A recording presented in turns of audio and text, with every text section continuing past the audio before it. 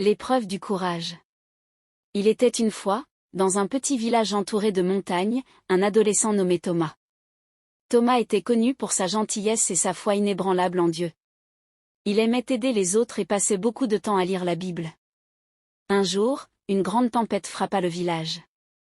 Les vents violents et la pluie battante causèrent des inondations qui menacèrent de détruire les maisons des villageois.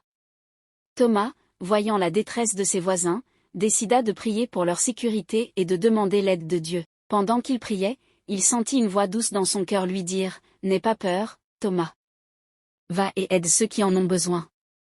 Je suis avec toi. » Fort de cette assurance, Thomas sortit sous la pluie, cherchant des moyens d'aider les villageois.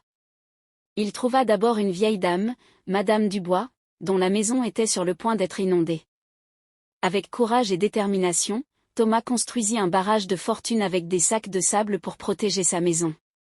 Ensuite, il alla aider Monsieur Martin, un fermier dont les animaux étaient en danger. Ensemble, ils guidèrent les animaux vers un terrain plus élevé et sécurisé.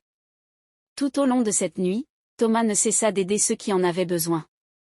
Sa foi en Dieu et son désir de servir les autres lui donnaient la force de continuer, malgré la fatigue et le danger. Au lever du jour, la tempête s'était apaisée. Les villageois, reconnaissants, remercièrent Thomas pour son courage et son dévouement. Ils savaient que sans lui, les dégâts auraient été bien plus graves. Thomas, humble comme toujours, répondit « Ce n'est pas moi qu'il faut remercier, mais Dieu, c'est lui qui m'a donné la force et le courage d'agir. » Souvenons-nous toujours de lui dans les moments de détresse, et il nous guidera. Cette nuit-là, les villageois se réunirent pour prier et remercier Dieu pour sa protection et pour avoir envoyé Thomas comme instrument de sa volonté.